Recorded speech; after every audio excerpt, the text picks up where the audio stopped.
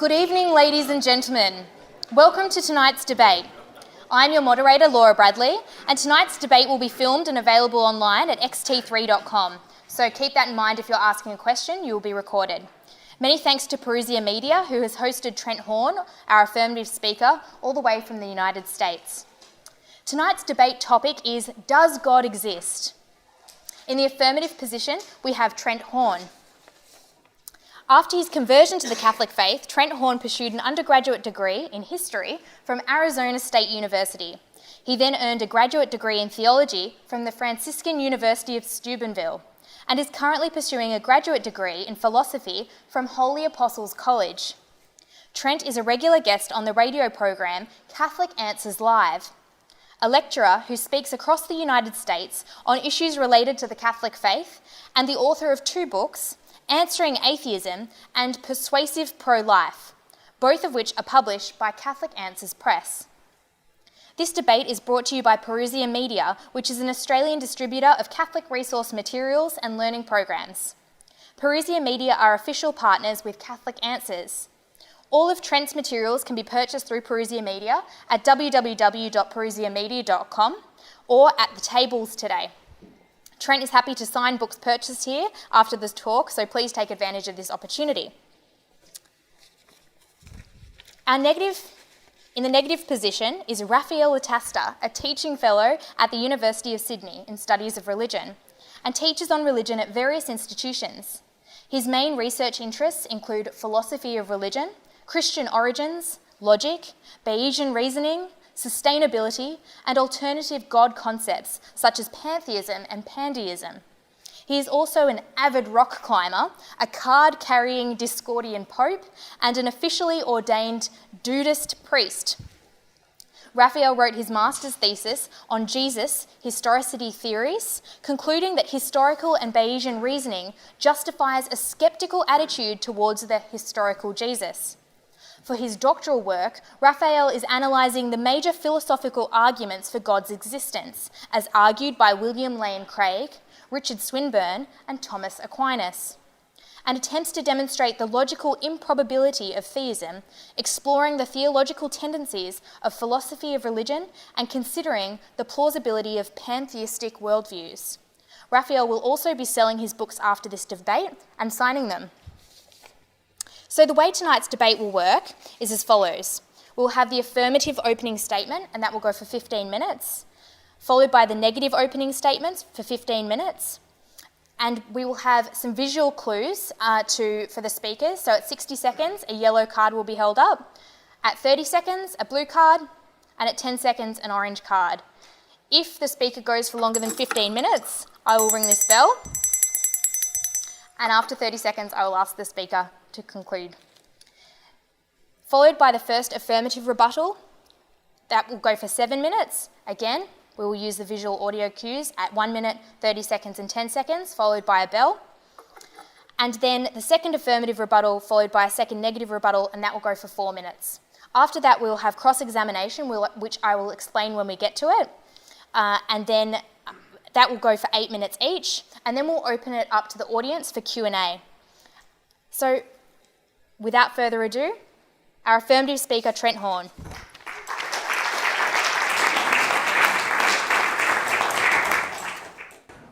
Thank you very much. Well, I'd like to thank the University of Sydney Catholic Club, the Catholic Society, for inviting me, and the Atheist Club for also partnering with this event. And I'd like to thank Raphael for agreeing to debate such an important topic.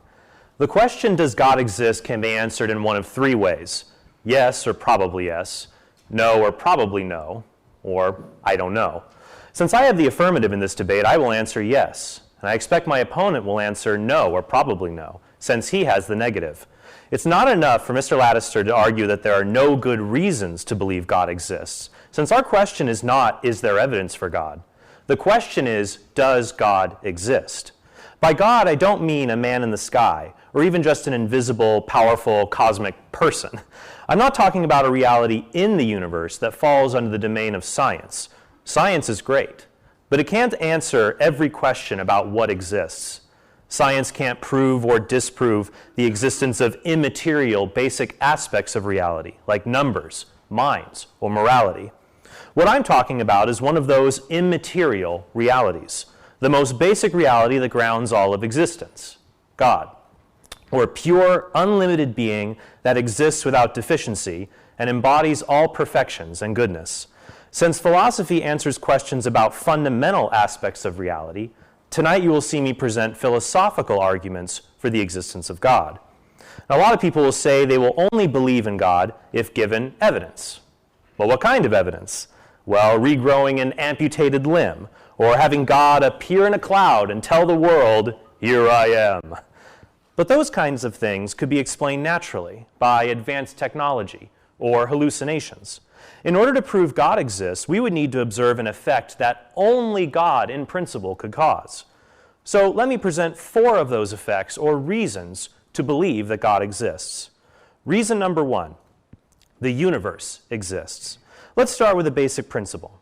If something exists and it doesn't have to exist, or it could be different, then there must be a reason for why it exists. This is called the principle of sufficient reason, and it is used in science, for example, all the time. After the 99th failed explanation, the scientist doesn't just say, "Forget it, there's no reason why this thing exists." Instead, the scientist says there must be a reason. We just haven't found it yet. If that's true for little things that don't have to exist, like a Higgs boson particle, then it must be true for anything that doesn't have to exist regardless of size, including the universe itself. But since the universe includes all the theories and facts that make up every scientific explanation, any explanation for the universe's existence will have to be philosophical and not scientific in nature. But maybe the universe has to exist, or it's necessary. The problem with this approach is that there is no reason to think the universe is necessary, and many reasons to think it's contingent, or it did not have to exist. For example, how could the universe be necessary if every part of the universe is contingent or could fail to exist? Second, it's very difficult to conceive of the non-existence of necessary things. You can think of a red triangle, but not a four-sided one, because the number of a triangle's sides is necessary. But I can imagine a universe without our planet, or even no universe at all. As the renowned philosopher Derek Parfit writes, "It might have been true that nothing ever existed, no minds, no atoms, no space. When we imagine this possibility, it can seem astonishing that anything exists. Why is there a universe?" The answer to the question can't be another contingent universe, or even an infinite series of contingent things, because then we just have the same problem to explain. Why does this infinite series of things that doesn't have to exist? Instead, there must be a reality that is necessary, or a reality that exists by its very nature and could not be different and could not fail to exist. Well, that's the definition of God, pure existence, or being itself. Something that is pure, unlimited being would exist without limit or flaw and possess all perfections that are included in what it sustains, including perfect intellect and will, or what we call God. Reason number 2, the universe began to exist. Whenever something begins to exist, we rightly reason that there is a cause for that thing's existence. This is what we always observe, and it corresponds to the intuition that out of nothing, nothing comes. Besides, evidence for God that would satisfy atheists, like a regrown limb or another miracle, assumes that those events could not occur naturally by something coming from nothing. So if the universe, or all of space, time, matter, and energy, began to exist, then it would need a cause. Now, some might say maybe the cause is an alien, or another universe, or a scientific explanation. But remember, I said that if all physical reality, space, time, matter, and energy, began, then it needs a cause. The cause of the universe can't be material, because we're trying to explain the existence of material things. There could never, in principle, be a scientific explanation for the beginning of the universe from nothing, because scientific explanations involve formulas like E equals mc squared, and the stuff you plug into the formulas. But if the universe came from absolute nothing, then there would be neither any theories nor any stuff to plug into the theories to explain it. Instead, the cause of the universe would exist beyond the spatial temporal order. But why believe there was an absolute beginning from nothing? Well, we have some evidence from science that leans in that direction, such as discoveries in theoretical physics that show an expanding universe, or even a multiverse, would have an absolute beginning in space and time. The respected physicists Audrey Matheny and Alexander Vilenkin write, "Did the universe have a beginning?" At this point, it seems that the answer to this question is probably yes. We can also make a philosophical argument based on the impossibility of an infinite past. Suppose your Aunt Mildred owns a flower shop, and each day she has to count every flower before the shop opens. She has 100, no problem. 1,000,000,000,000 may take a little longer. How about an infinite number of flowers? Well, the shop never opens because Mildred never finishes. But if that's true, then if the past had an infinite number of days, and every day has to transpire before the present can exist, then just as every flower in the shop has to be counted before the shop opens, then the present will never happen just as the shop will never open. But there is a present, which means the past is not infinite, and instead there's a beginning of time that stands in need of explanation. But what is the cause of the universe? Well, if it created all of space and time, it can't be bound by those realities, so it must be immaterial and eternal. If it created something from nothing, then it must be all-powerful in order to bridge the gap between being, the infinite gap, I would say, between being and non-being. The cause must also be personal and not a mindless force because it chose to create a finite, temporally limited universe. An eternal, immaterial, all-powerful personal cause sounds a lot like God to me. Reason number 3. The universe contains predictable order. We know the laws of nature make our universe orderly and predictable. They include fundamental values or constants that have been finely tuned to allow complex life forms to exist. For example, the strength of gravity in a vacuum is fine-tuned to the 120th decimal place. The odds of this one constant being correct by chance alone are worse than the odds of finding a randomly marked atom somewhere in the known universe by chance alone. Just as you wouldn't write off a friend winning 10 games of poker in a row, all with royal flushes, as being due to chance, we should not explain an even more improbable universe by chance alone either. But perhaps the constants are necessary, and they have to be this way. First, that doesn't explain the huge coincidence, or as someone from my country would say, the huge coincidence, that the values we need to live happen to also be the necessary values of the constants in the laws of nature. As Richard Dawkins, the author of The God Delusion, says, it is indeed perfectly plausible for there to be only one way for a universe to be. But why did that one way have to be such a setup for our eventual evolution? Second, according to the philosopher of science Ernst Nagel, a demonstration of this necessity is lacking, since if the constants were necessary, we could put aside experiments to find their values and just use formulas like we do for the necessary truths in mathematics. So if necessity and chance do not explain these constants, then as the non-religious string theorist Leonard Susskind says, statistically miraculous events would be needed for our universe to be life-permitting. Susskind even suggests that, in light of this, it's possible that an unknown agent set the early conditions of the universe we observe today. Reason number 4. The universe contains intrinsic dignity and intrinsic evils.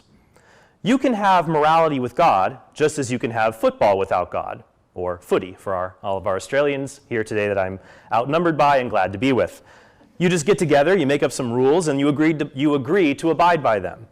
My contention, however, is that there are certain moral facts or facts about the universe related to morality that cannot be explained apart from God.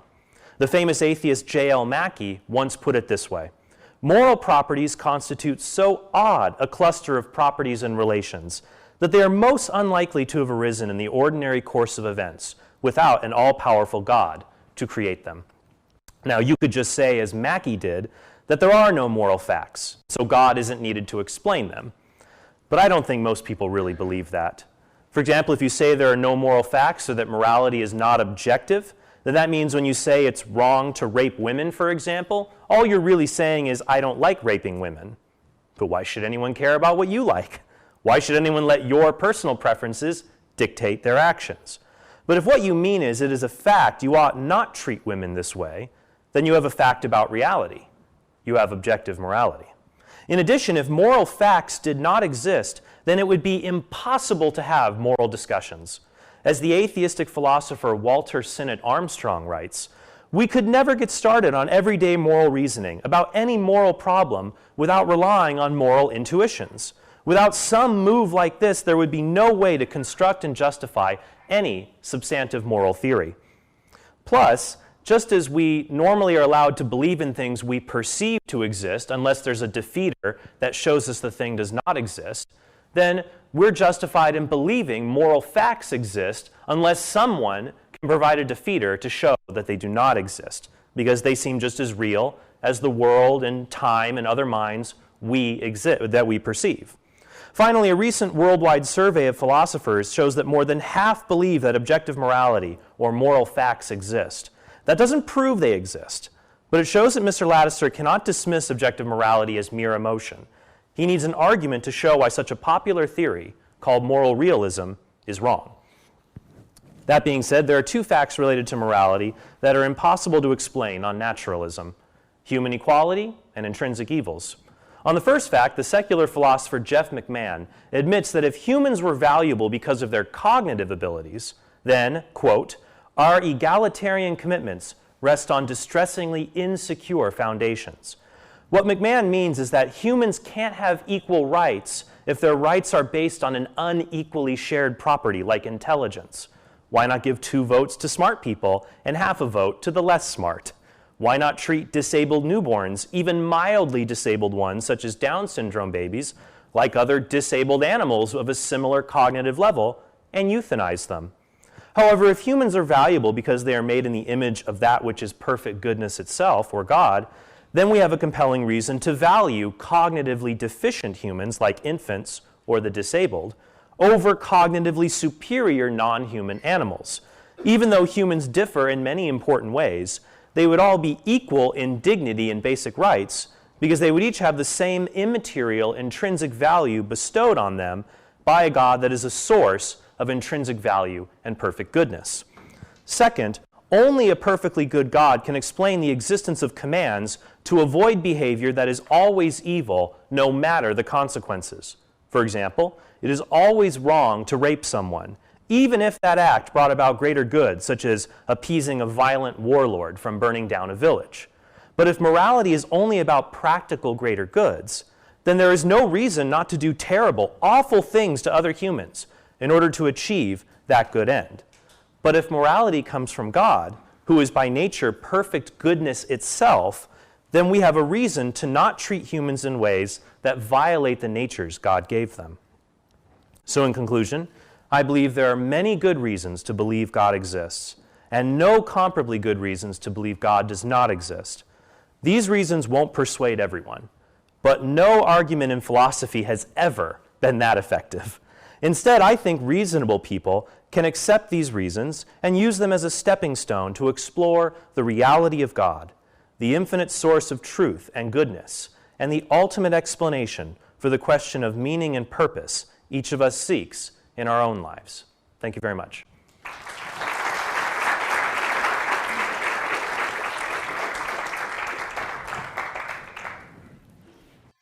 For his opening statement, please give a round of applause to Raphael.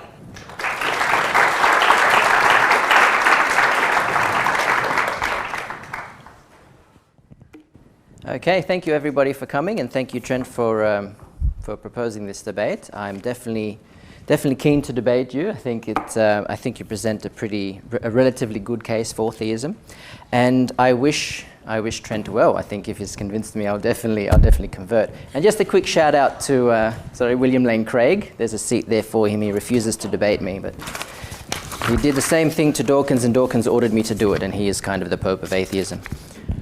All right, so I'm not a theist, I am an atheist, which means to me non-theist, so I reject the challenge that Trent has presented, basically that I need to argue against God's existence. I definitely reject that. I am agnostic. You can call me agnostic if you like, it doesn't bother me. It doesn't really absolve the theist of their responsibilities. However, I actually think I can go pretty close to arguing against the theistic concept of God anyway. So here we go. Arguments for God. Now, as Trent indicated, the God we're talking about is not just any generic God. It's a specific type of God, the God of classical theism. That's the God that's all-knowing, all-powerful, all-good, creator of the universe, necessary, desires a relationship with mankind, and so forth. There's probably 7 to 9 of the qualities there. So the first argument that we saw was, I'm going to race through these because I've actually got to present my own case, and this really doesn't matter all that much once you see my case. The contingency argument, we don't actually know that the world is contingent. We also don't know that God is necessary. That's a problem when we're talking about deductive arguments. As for the issue of why is there something rather than nothing, some philosophers have also said, pantheistic philosophers, why is there nothing rather than something? Very crude, running through these, it won't matter in the end. We've heard basically the first cause argument. Again, we don't know that the universe actually began to exist. As for the scientific arguments, I think we heard the Big Bang argument. The Big Bang doesn't actually prove that the universe came into existence from nothing. It shows that the universe underwent a period of expansion about 14 billion years ago. That's all it tells us. The rest, we don't know. And if you want to talk about Bode, Guth, Vilenkin, actually Guth was horrified that apologists use this paper in that way, and he says he thinks the universe is eternal. And Vilenkin actually also opposes this, and this became a big thing between Craig and Krauss, actually. Also, with this argument, substance dualism is simply assumed, and we can't allow that. We have no evidence for substance dualism or the nothingness whatsoever, so we can just skip past that. Also, the philosophical arguments for the first cause argument, they rely on a tensed view of time. We don't know that that's actually true. Time could be tenseless, and in fact, most philosophers of time do think that time is tenseless. Moving on to fine-tuning. A lot of problems with these. The biggest problem I have, especially with the way Trent structured the argument, seems to be the same way that William Lane Craig structures the argument. You've got these three options here. We don't have any evidence for them. No evidence for necessity, no evidence for chance. You know what? Intelligent design wins by default. It seems very arbitrary. You could put intelligent design right at the start and say, okay, no evidence for intelligent design, no evidence for necessity. There you go. It must be chance. So there's a lot of problems with that. There's also, I think, some misunderstanding of how probability works. And really, there's never been a good argument to say that the universe isn't necessary, and it doesn't have to be in this way. And there's also some issues there with assuming that it is all about us. There's no evidence whatsoever that changing the constants couldn't yield some other form of life. All right, moral argument. This, I think, is probably the worst of the traditional theistic arguments. We don't know that objective morality exists, nor do we know, I don't think if you brought up the premise, but nor do we know that if objective morality exists, it has anything to do with God. It could just be part of the constants of the universe, part of the fine-tuning of the universe, which may have come about through chance or necessity. Also, it's quite interesting that Trent appealed to our emotions, basically, to our subjectivity, to prove that objective morals exist. He says, I don't think most people would object to that. So that is a bit of a problem when you're arguing for something objective by referring to the subjective. Also, there's a problem with inscrutability of God, but we'll skip through that. It's not too important now. We didn't do ontological argument. We didn't do experience argument. Others, blah, blah, blah. It's all pointless. We didn't do Jesus. Here we go. Here we go. Let's skip through. Excellent. We're making good time. Now, if these are deductive arguments, I don't need to prove that the premises are false. I just need to not accept them. That's how logical reasoning works. Otherwise, I could say something silly like, here's an argument, if God doesn't exist, then God doesn't exist. Premise 2, God doesn't exist. Conclusion, therefore, God doesn't exist. You need to prove that premise 2 is wrong. Premise 1 is obviously right. If you can't prove premise 2 is wrong, the argument is successful. That's not how it works. I wouldn't make such a silly argument. You actually have to have premises that we all agree on, otherwise it's not a good argument. You need uncontroversial premises leading to what would be a controversial conclusion. But if we don't accept the premises, the argument doesn't work. Now, as a deductive case, it definitely fails. But it could work as a probabilistic case. I think Trent, I don't know where he feels on that, but it seems like he didn't want to go down that path. But I think you do need a probabilistic case. What is the probability? Where is the calculation? He didn't provide it. We also need to factor in the evidence against, which didn't come up. And we also need to factor in alternative explanations. These arguments could work and lead to alternatives. So even if it's a deductive case, it's not a deductive case for theism. It's a deductive case for a generic supernaturalism. So in the end, you do need to make a probabilistic case after all, because you need to factor in all the alternatives, all the supernaturalistic alternatives, which we will get to. First, arguments against God. I bring 2. You can actually flip all the traditional arguments for theism and make them arguments against God, like fine-tuning. Very easy to do there. But argument from hiddenness. If there's an all-good, all-knowing, all-powerful, revelatory God, then it wouldn't make sense that you'd have people like me. I'm a non-resistant non-believer. I don't hate religion. I don't hate God. I'd be quite happy to be a believer. I love Christians. I date Christians. So it's not a problem for me if Christianity. It's not a problem if Christianity turned out to be true. And excuses for this don't actually raise the probability. It raises the consequent probability, but it lowers the prior probability. So there's no effect on the overall probability. In fact, it could lower it as you bring in more ad hoc assumptions that are completely unjustified. So this evidence, the evidence from divine hiddenness, is actually a probabilistic point for naturalism. It doesn't prove that God doesn't exist, but if everything else is kept equal, it definitely moves the scale towards naturalism. There are other isms to consider as well, which is the big part here. But the next argument is the argument from evil, or we should call it gratuitous suffering, since many of us don't believe in objective evil. Again, it doesn't make sense with an all-good God that gratuitous suffering, but gratuitous suffering, it doesn't make sense. This is a point for naturalism again. Once again, excuses don't help because they don't adjust the probability here. And appealing to God's mystery would actually end the probabilistic analysis. If you say, well, there's things about God that we just don't know, you could say that about any concept. So that ends the probabilistic analysis. Done. We might as well go home. So that's a probabilistic point for naturalism, but the biggest point is there are supernaturalistic alternatives. There are many other isms. Now, naturalism, I think, wins because it's less ad hoc. You don't need the nothing. You don't need substance dualism. But let's grant supernaturalism. I'm a nice guy. I'm going to say, you know what? He's convinced me supernaturalism is true. There are infinitely many supernaturalistic alternatives that are inherently more plausible on the prior probability side of the equation and that explain the evidence better. That's the consequent probability or likelihood side of the equation, or both. That is a major problem for classical theism, and I do not accept any false dichotomies that says it's theism versus atheism, whatever that is, or theism versus naturalism. That's not the case. There's a lot of other isms. Here we go. Naturalism, supernaturalism, there's theism. It's only one part of supernaturalism. There's Christianity somewhere there. It's one part of theism. Trent has his work cut out for him. First challenge, polytheisms. There are infinitely many polytheistic alternatives to monotheism, which are not obviously less probable. Now, apologists like Craig and Swinburne tend to appeal to simplicity, but this is not proven. Simplicity in terms of how many gods there are. But this is not necessarily, this hasn't been proven actually to be truth conducive. And if it is, by how much? If we don't know, Trent hasn't actually given us the figures here, we need to invoke the principle of indifference. Once we do that, we look at, okay, we've got the one God concept, the two God concept, the three God concept, the four God concept, and so forth.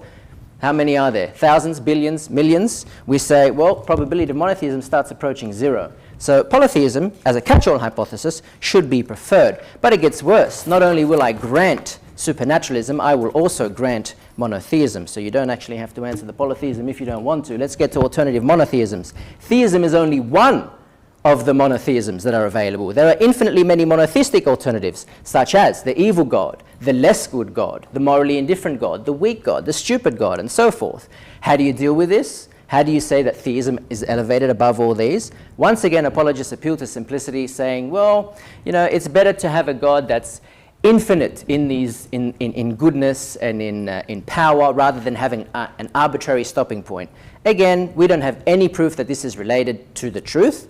And if so, how does this affect the probability? Trent didn't explain that to us. And also, this actually does nothing to the deisms. As a subset of alternative monotheisms, you can basically say, okay, let's think of the same God, one that is not a revelatory being. And that actually works better with the evidence of divine hiddenness. Not only was that a point for naturalism, it's a point for deism. So deism's the God that doesn't reveal itself to us. And quasi-deisms, the gods that do not reveal themselves to human. Maybe they are revelatory God, but to other species. Who knows? So these alternatives, it's a robust hypothesis. And yeah, theism can't even be said to be the best monotheism. There's another problem. I think the biggest problem of all comes from the pantheisms. These are the ones I research quite a bit. Again, there are infinitely many pantheistic options, including panentheism and pandeism. Now, these options basically say that the world is divine. It's either God or part of God. It doesn't assume, it's less ad hoc than theism. It doesn't assume substance dualism.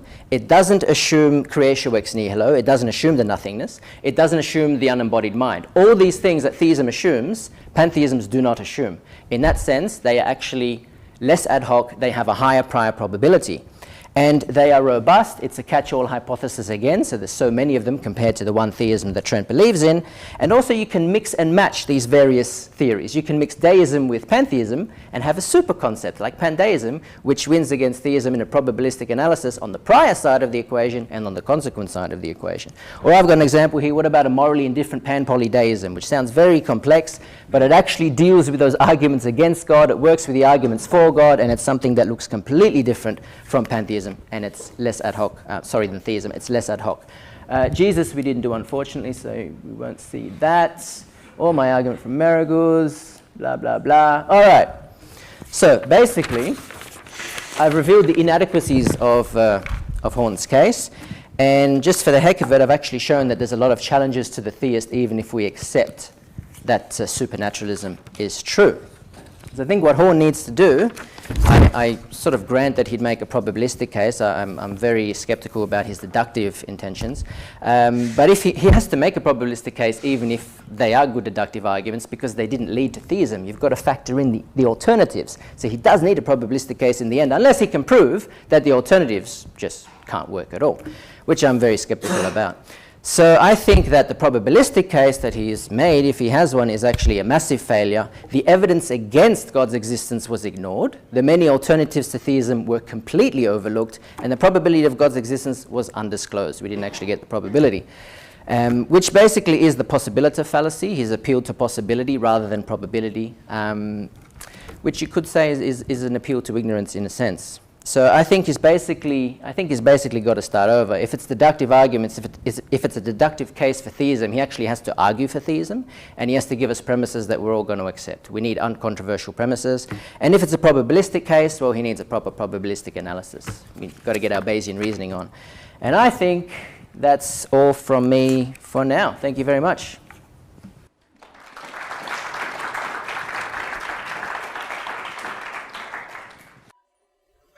We will now open it up to the first affirmative rebuttal.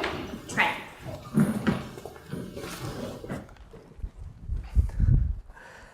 Ladies and gentlemen, that's what we call a shotgun approach to an argument. I'm just going to spray everything out there and hope something hits the target. Well, I think you'll see that the target remains unscathed. First, Mr. Lataster said we must use inductive arguments to prove conclusions, not deductive ones like my arguments. But notice that Raphael did not present any argument, either deductive or inductive, for that conclusion. In fact, the philosopher T. Edward Damer writes in his textbook on logical fallacies, moral questions lend themselves to the deductive form of argument, which means that moral arguments could be appropriately construed as being among the strongest of arguments. So actually, deductive arguments are very strong. I presented evidence in my deductive arguments, and Raphael just kind of hand-waved away the evidence. He didn't show that it didn't follow to the conclusion, as we will see. Second, I didn't argue from possibility to probability. I said that we have reasons in the universe that, if you logically follow them, go back to a necessary and unlimited being.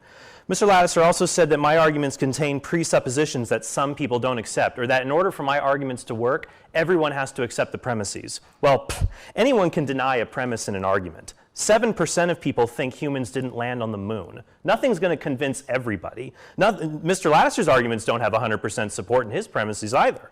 Instead, he needs to show that a reasonable person can reject my premises, and so far he just hasn't done that. Let's look at the contingency argument. He said there's no reason to think the universe is necessary, but I gave several reasons in my opening statement, like from the possibility of non-existence, or the argument from the universe being a collection of contingent objects, so that reply fails. He also said there's no reason to think God is necessary, but God, by definition, is infinite necessary being. I'm not defining God into existence. I'm saying, hey, could there be a necessary being that grounds all of reality? Maybe yes, maybe no. Let's debate that. You can't just say, well, hold on, how do we know he's necessary? That's part of the definition of the thing whose existence we are debating.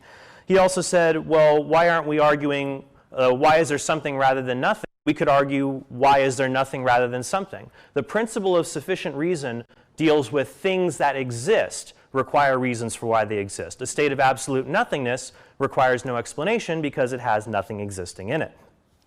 Let's go to my first cause argument.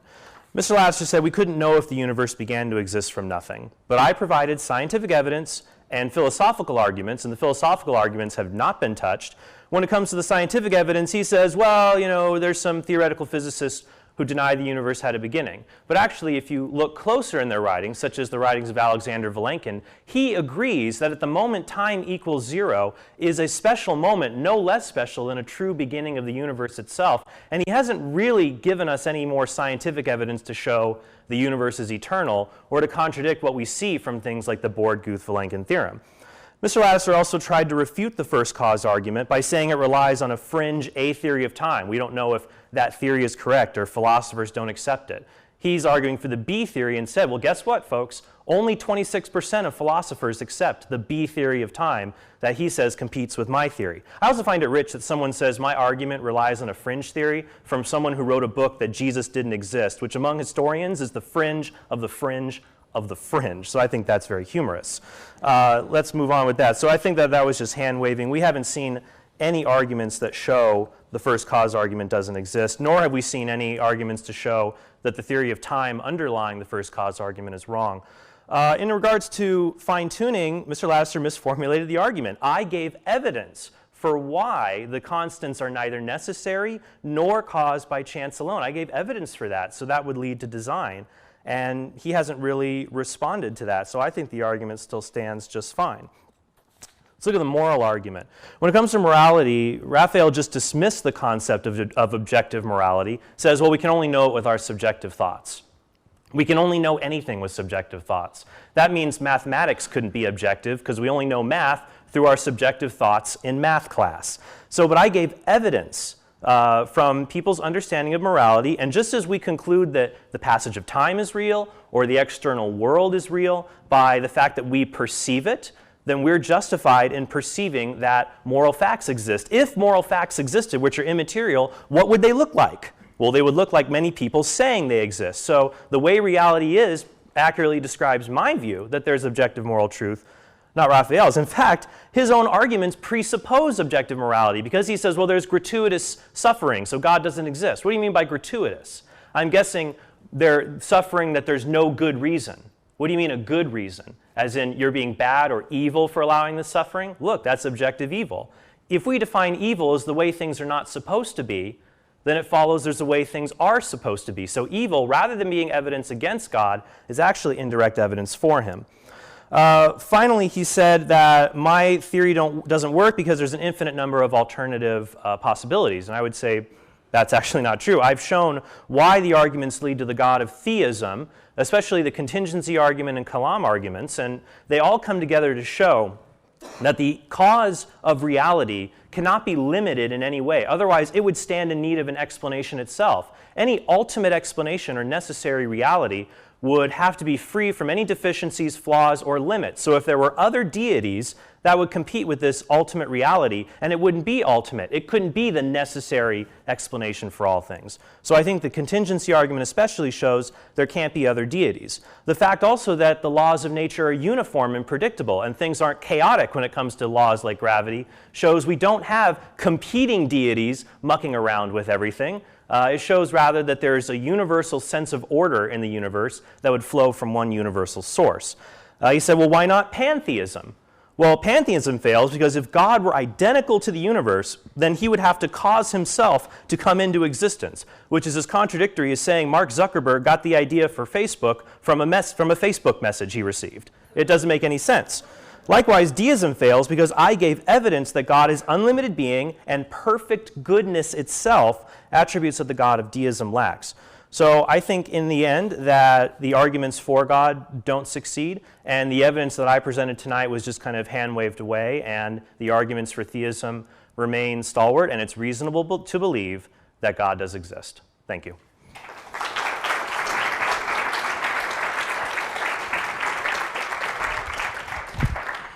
I'm not having to do any bell ringing yet, so that's great. Welcoming up Raphael for his rebuttal.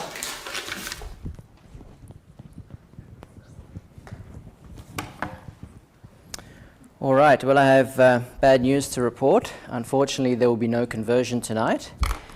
I wasn't exactly convinced with the case. The first thing in the rebuttal that Trent said was that I didn't make arguments. I made plenty of arguments. These were the challenges, basically, that there are all these alternative explanations that are superior to theism on the prior probability side of the equation and the consequent probability side of the equation. So they're actually more probable, arguably, than theism. And if less probable, you need to show how that works in the probability distribution. You can't just assume theism is the best one. Okay, it's probable. It doesn't work that way. You need to do a proper analysis.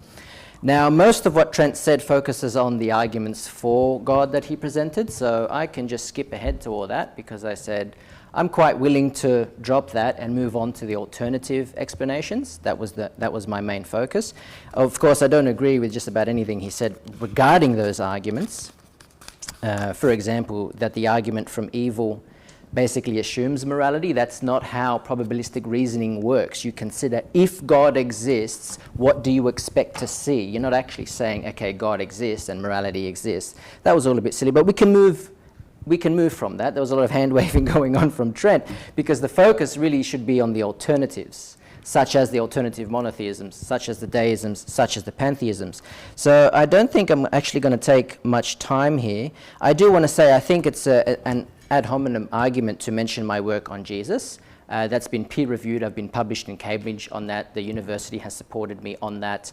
I'm technically a Jesus agnostic as well. I'm not a fringe mythicist. And actually, New Testament historians are increasingly saying that this is getting into the mainstream now, like Crossley has said in his recent book, James Crossley, famous New Testament scholar. He said actually these questions are really coming into the mainstream of New Testament research. But that's irrelevant. We didn't discuss Jesus here tonight, so I think that was very poor form to bring that up. Now, as for the alternative supernaturalistic hypotheses that I was obviously quite keen to point out, most of the focus there seemed on polytheism, which again I was willing to grant monotheism just for the sake of argument.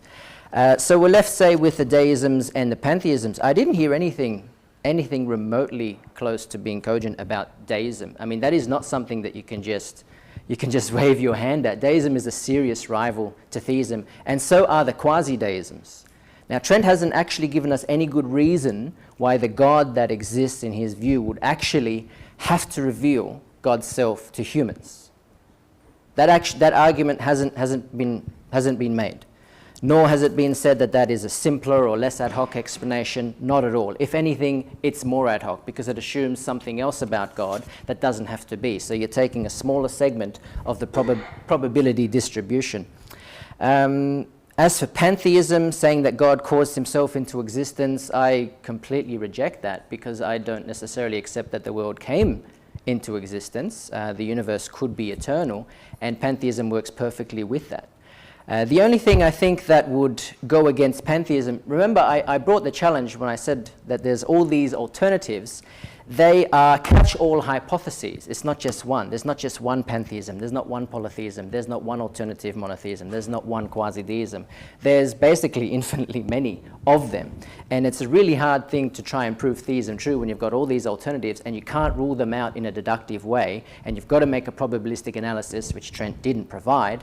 I think the case for theism just can't even start there. But with pantheism, it works with, or the pantheistic concepts, it works with basically all the evidence that is possible, except I think for creatio ex nihilo, yet that is something that has not been proven at all. We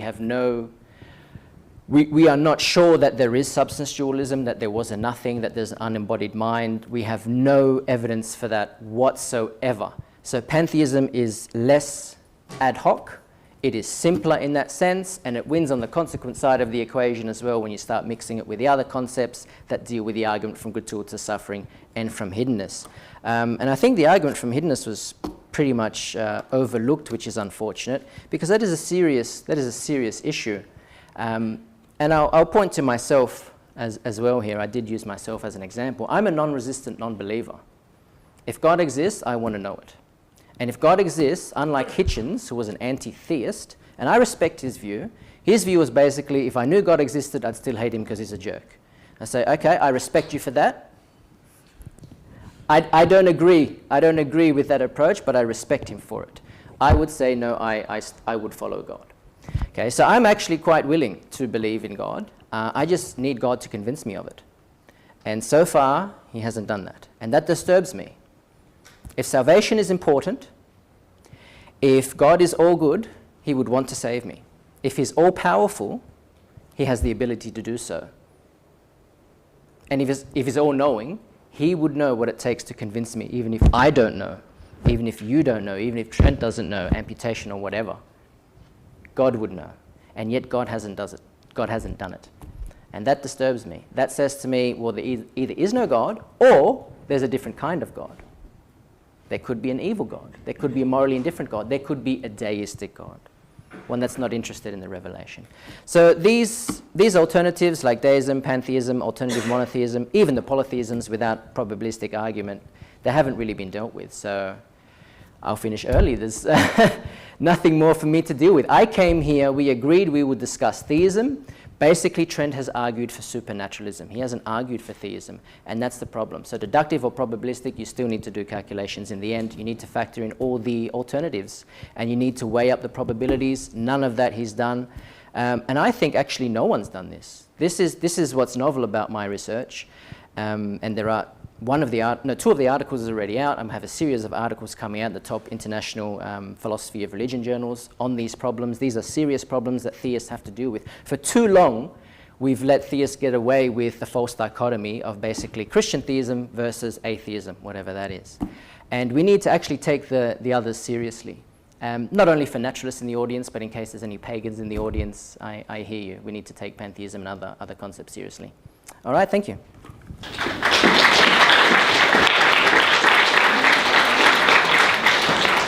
The next round of rebuttals will go for 4 minutes each, so opening it up to Trent.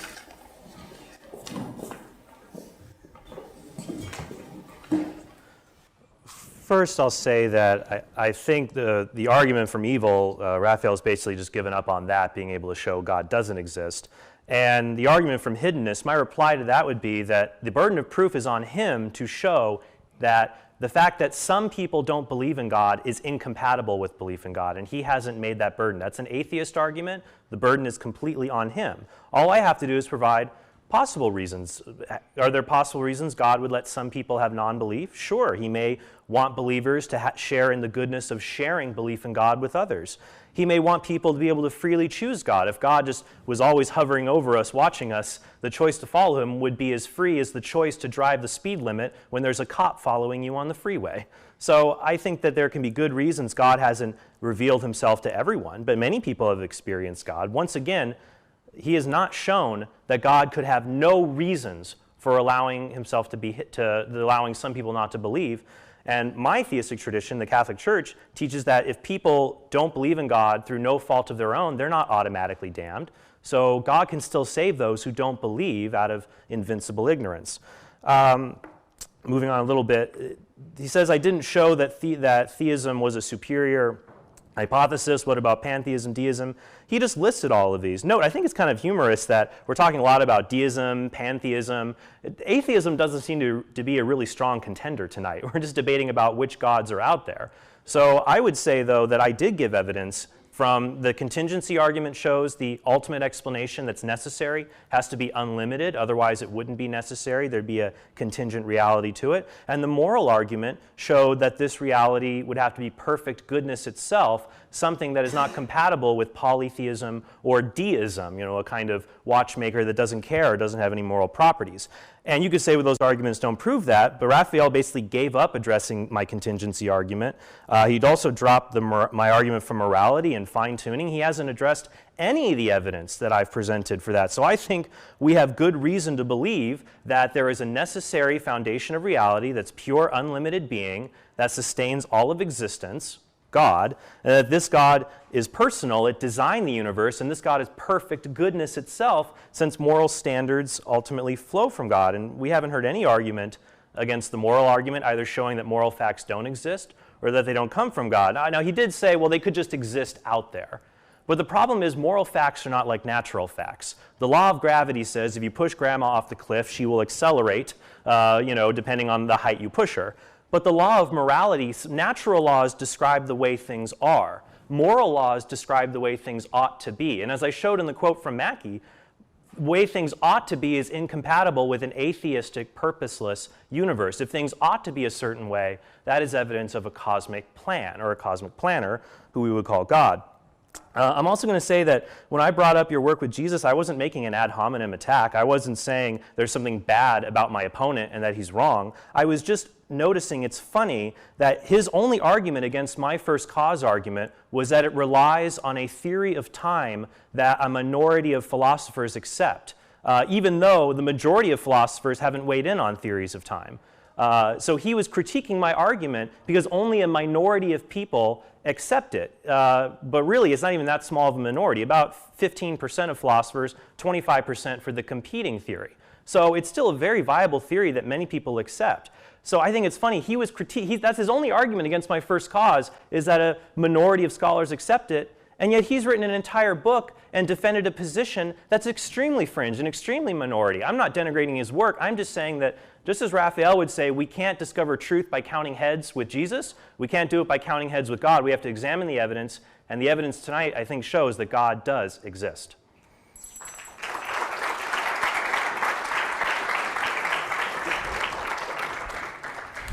Raphael, you have now 4 minutes to rebut.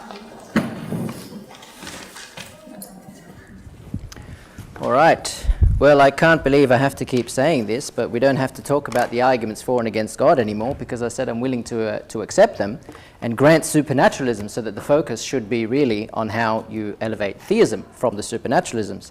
But if I have to, I will say it again and again and again. As for atheism, Trent thinks I need to argue for atheism. What's atheism? I'm an agnostic. Atheism means non-theism. That's what the A means, not theism. I'm not a theist. What do I have to defend? I'm here to critique his case for theism. In the end, I actually gave good reasons to think that theism is very improbable. But I don't have to try and prove that there is no God. I think he might mean naturalism. I think that's the term maybe we should be using instead of atheism. But I'm not a hard naturalist. I'm a de facto naturalist, and I'm an agnostic. So I don't actually have to prove that God doesn't exist. But it is interesting that theism cannot be elevated above the other supernaturalisms. That's very relevant, and that's something that theists haven't yet dealt with.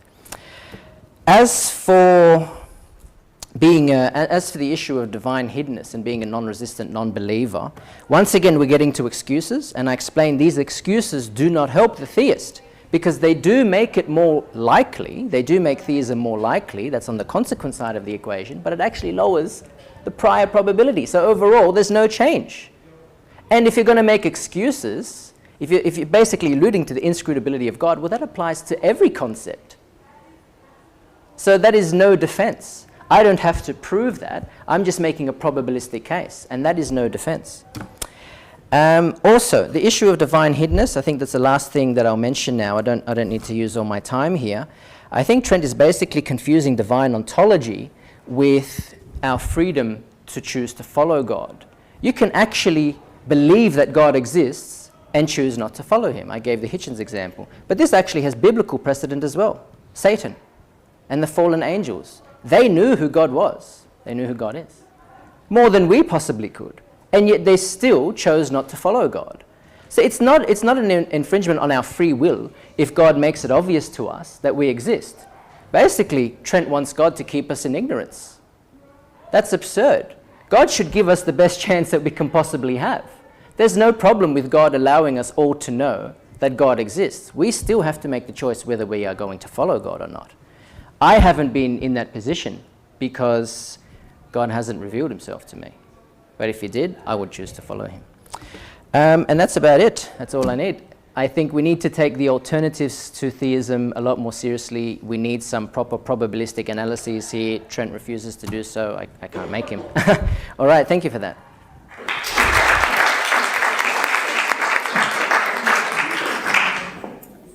So now we get to cross-examination. Each speaker will be allowed 8 minutes to ask questions of his opponent.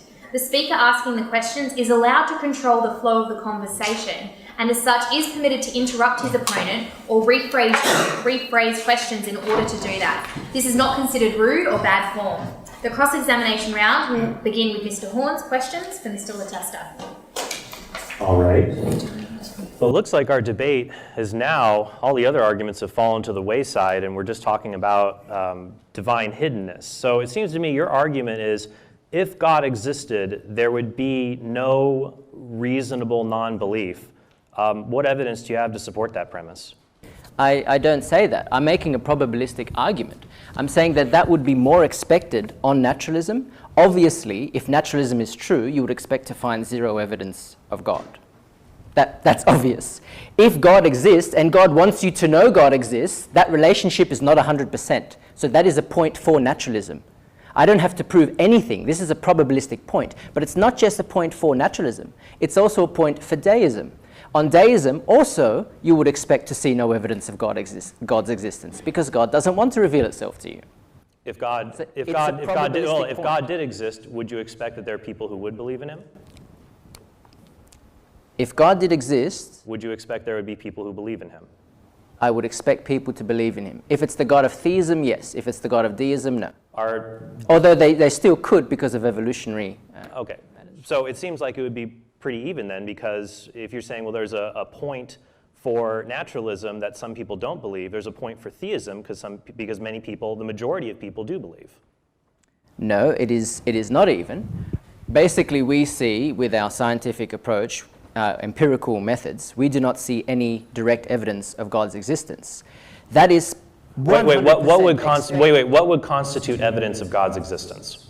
God actually showing up. What would that look like? Hey, I'm here. Wait, hold on. No, I want to get a specific. So you're saying like if a big, gigantic man came down and said, "Here I am"? That's a start.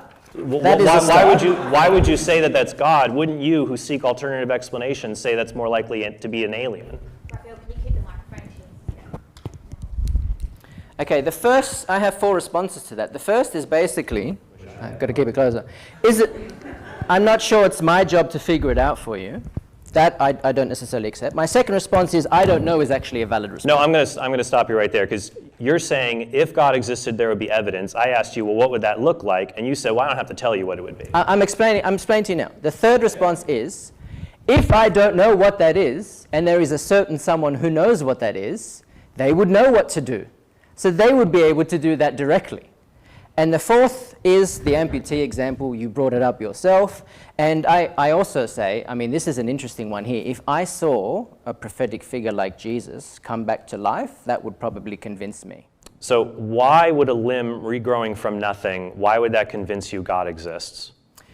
Not just a limb growing from nothing. It's a specific scenario. If you were to pray for somebody and you did that in the name of Jesus, I don't want you doing it in the name of Lockie or whatever. If you're praying in the name of Jesus and within 10 seconds, their limb grows back, I would say, wow, there's something special going on here. How do you know that it's the God of theism and not some advanced technology or some alien force or someone else or a trickster god like Loki acting in the name of Jesus? How do you rule out all of those other possibilities? You know what? You make a fantastic point. That's fantastic. I wish all the people in the New Testament had that attitude. But when they saw Jesus heal people, they believed in Jesus. Okay, so I'm like asking for you though, because what is it about, are you saying that the limb coming from nothing would convince you because something can't come from nothing? No. But why would it convince you? Why wouldn't you just say it's a neat parlor trick? That is something, a limb regrowing back. Why? Has a very low prior probability. This is something that we do not observe happening. And the whole point of miracles, and this is, supposed to be evidence of God doing something, is that something that's incredibly improbable starts happening. Now, I know there are naturalistic explanations. Everyone has their So you would accept the limb regrowing because it's incredibly improbable. We don't observe it anywhere. If we just observed a limb from nothing once, that would be enough because we don't observe it anywhere else. I mean, I could come up with these naturalistic explanations, but you know what? If Jesus did it, or if there was a prophet doing that, I would say, God or no God, I think I'm going to follow that person. Okay, well, this I guess person for has me amazing power. If a limb... It might not be evidence of God. I agree with you there. But I think, okay, this is a person worth taking seriously. I'm going to follow this person. That's how religion starts. So if an arm coming to be from nothing is evidence for God, why not a whole universe from nothing? Well, I'm not saying that it would be evidence for God. I'm saying that I would be quite impressed with that and I might follow that person. So isn't that the meaning of evidence? As that for it makes the you want to universe follow coming that into person? being, that is a non sequitur, really, because as I said, that can work with other theories as well. and we have zero evidence for that happening, I don't accept that. Do you have any evidence that the universe is eternal or infinite in the past? No. Okay, so I've presented evidence. I'm an honest agnostic. I say there's no evidence that the universe was created, especially from nothing, and there's no evidence that the universe is eternal. I'm an agnostic on the matter. Well, did you address my evidence tonight that it's finite, like the philosophical argument or even the scientific argument? Yes, I did, and I'm glad you brought it up because I wanted to address that when you said that, say, 26% of people or so, only 26% accepted the B theory of time. I didn't say the B theory of time. I referred to eternalist theories. The B theory is one of those theories, but the majority actually goes against the A theory of time. I'm not saying that proves it. I mean, you're right. If I was just appealing to the popularity, I agree. Truth is not a democracy. That doesn't prove it. But what that says is that it is a live option. It is a live option, and when you're making deductive arguments, you need to be sure. And that's why there's an issue here between are you making a deductive case or are you making a probabilistic case? If you're making a deductive case, you have to be 100% sure that your premises are correct. Why can't and we are not sure. Why do I have to be 100% sure? Why can't I just say the premises are more likely to be true than false? Well, then that's a probabilistic case. Wait, what's your argument? You can't give us a foolproof argument against deductive arguments. A foolproof argument against deductive arguments. What are you asking for? Well, what you're saying is that I can't use deductive arguments unless there's 100% certainty in the premises. Well, are there any other examples in philosophy of arguments like that? We define what good arguments are. The whole point of a good argument is to use premises that are uncontroversial. We, philosophers.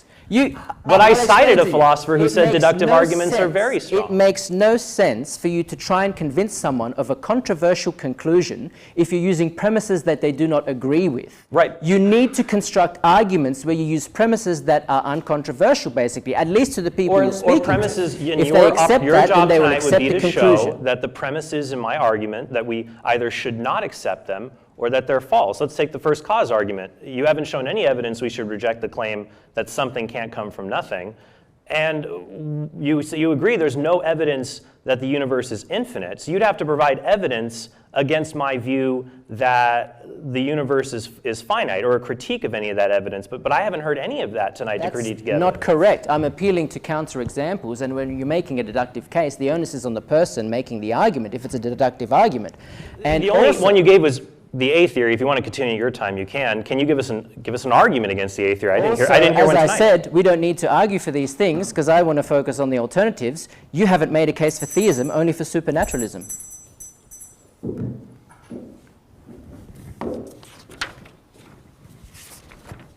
Raphael, you can now begin your cross-examination. Okay.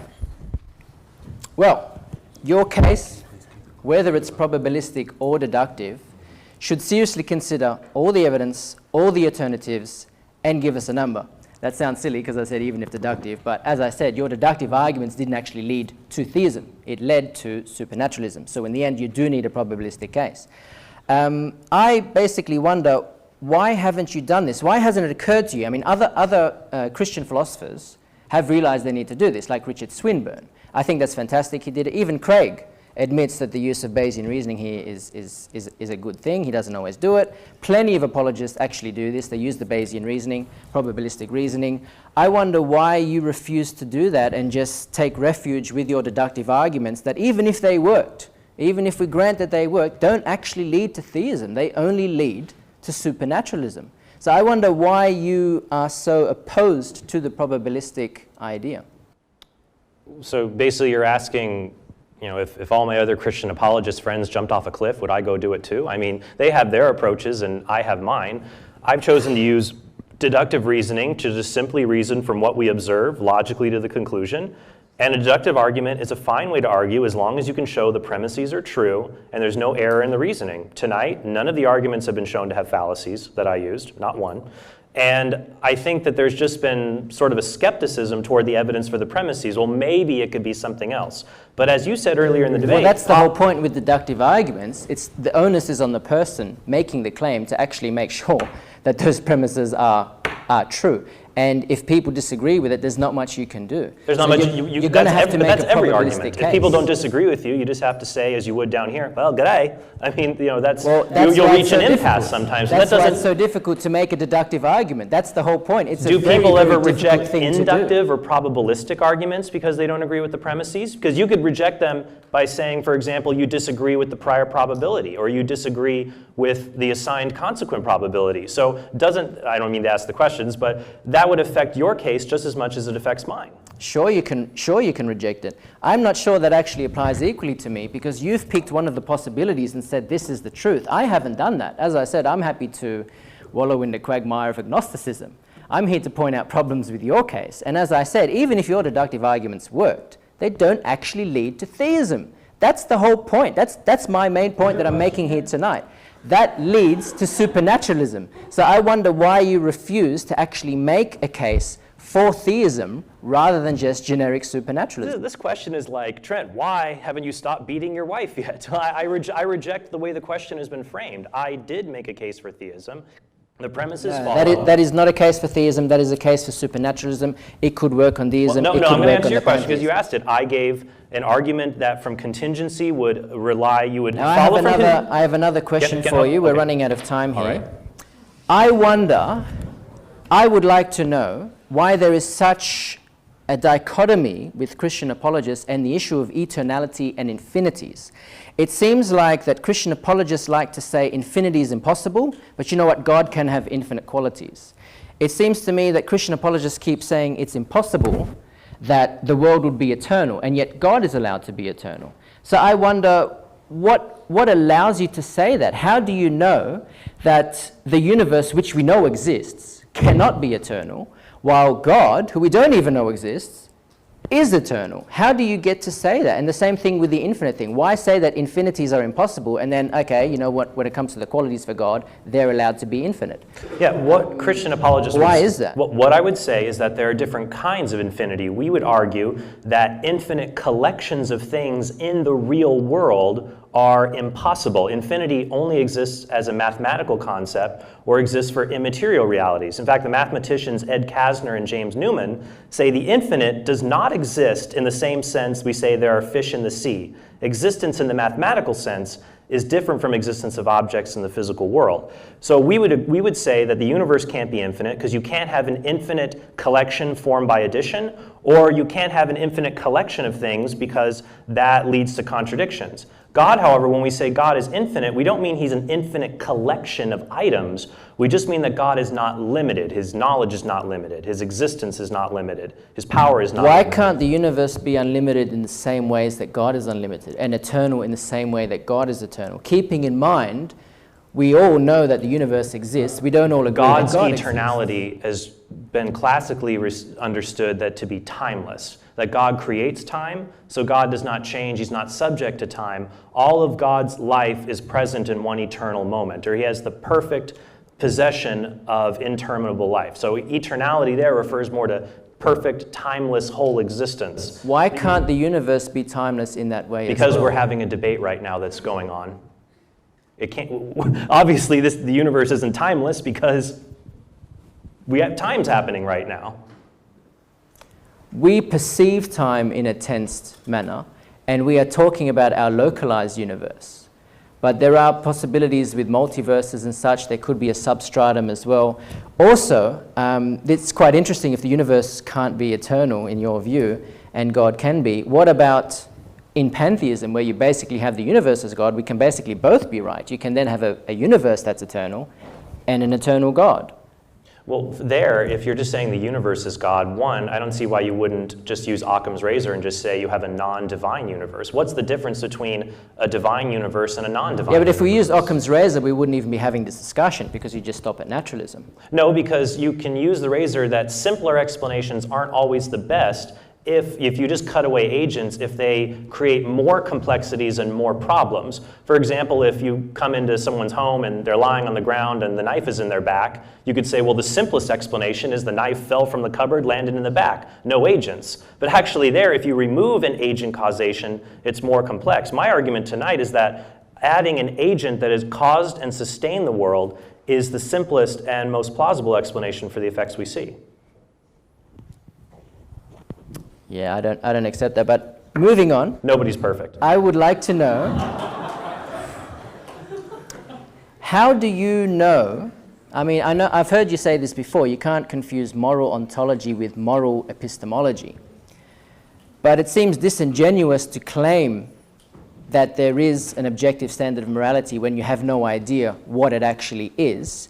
How do you know what it is? Do we derive it from the Bible? You mentioned rape before, yet there are horrible things in the Bible. There's rape, there's genocide that the Israelites are... Right, it describes sinners and they get their just desserts. Yeah. How do you actually know? Well, you just said rape is objectively wrong, and yet the Israelites are allowed to rape the Midianites and whoever. How do you know what objective morality actually is? How do I know what it is? How do you know what it is? Yeah, you claim to know that it exists, but how do you know actually what it is? It seems like it's pretty useless information. No, you have, one, you can come to it by reason, that human beings have a natural moral faculty. And the fact of the matter is that universally almost all humans agree on morality. They agree that... That's not actually true. Yeah, can you tell me a society that values cowardice over heroism? Because I've never heard of one. We only see subjective moralities. I mean, there's cultures that think cannibalism is fine, and there's cultures that think cannibalism is awful. I mean, how do we decide that? How do you know what's actually morally true?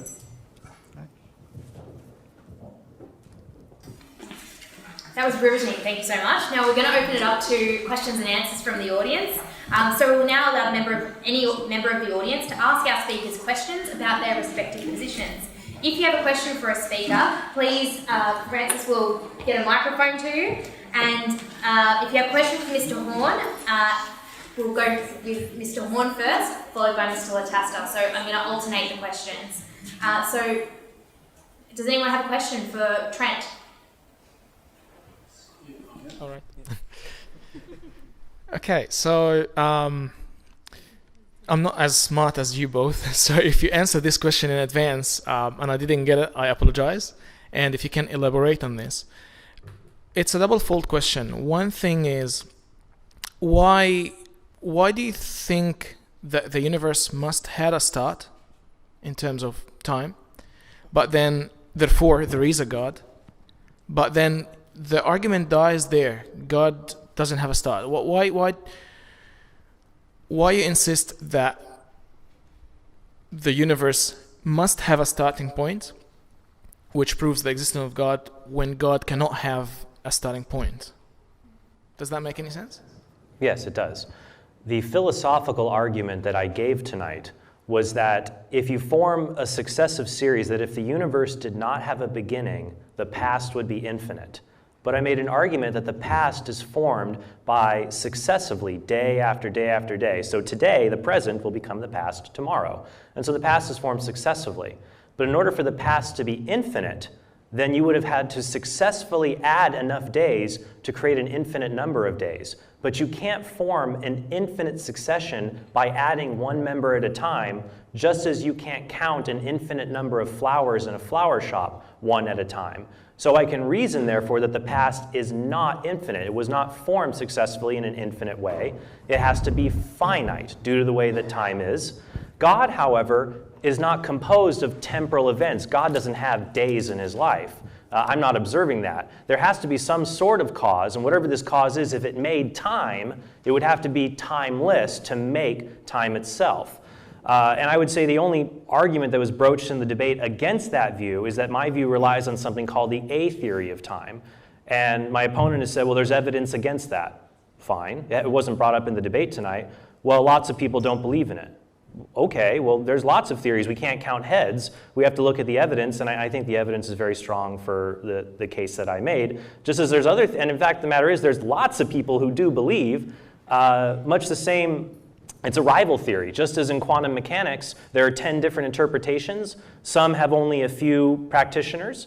They're still viable options, but I've given evidence for my view, and there's been no evidence presented against it.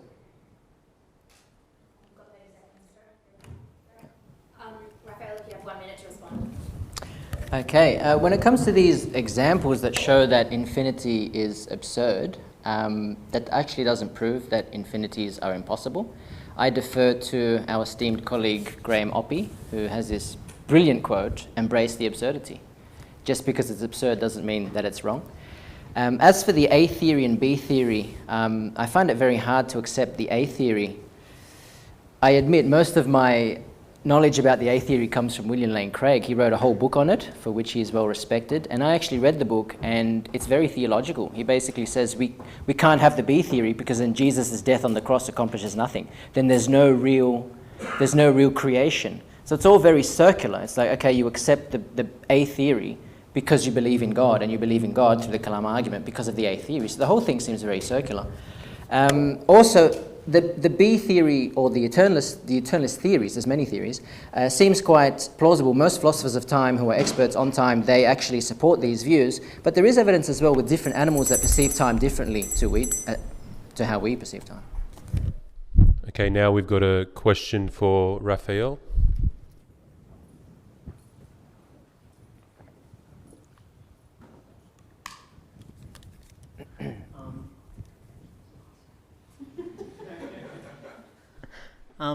Raphael, this is just a question on polytheism, which you brought up. And as Aristotle argues, everything material needs two parts, matter and form. And for instance, I have the form of a human, and what makes me different to you is the material that differentiates us. Now, I'm interested to know, in order to have more than something, you need to have a principle of differentiation in either matter or form. So I guess my question is, if polytheism is true, all gods would have the same form as being God, and both are immaterial. Now, so the principle of differentiation cannot be in matter and form then, as they're all God and they're material. So my question is, what is the principle of differentiation amongst the gods if polyism is true?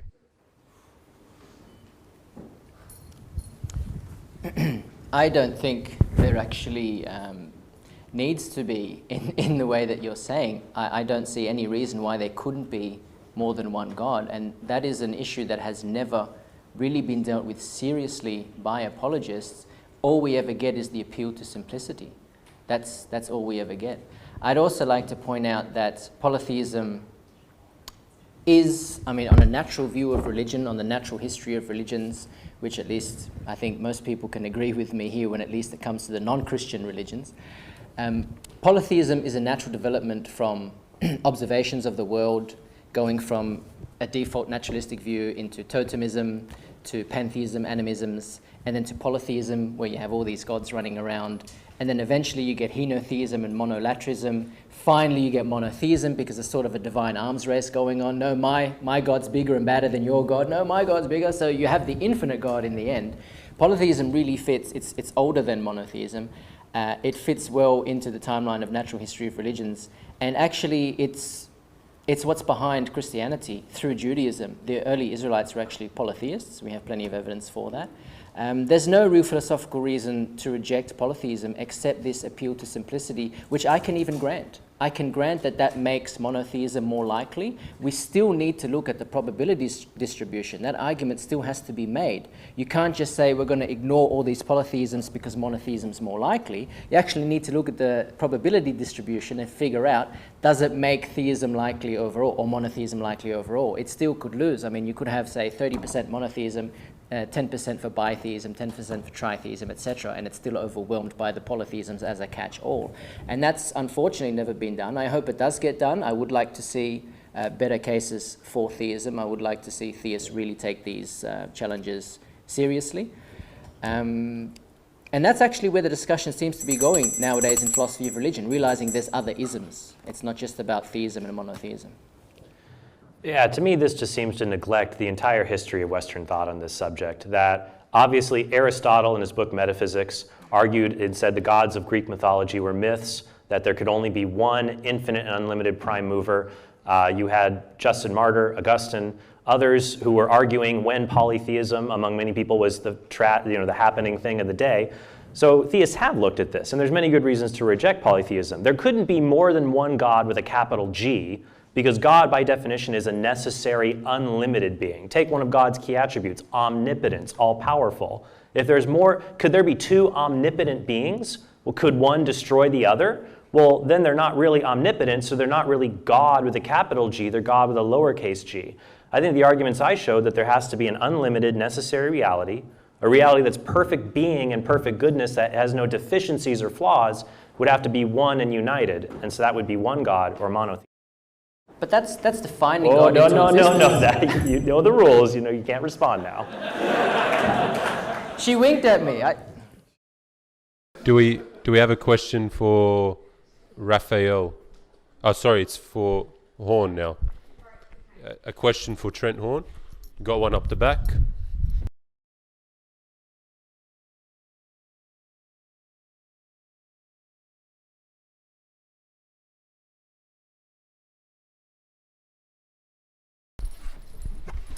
Okay, so this is a fairly complicated question, but bear with me here.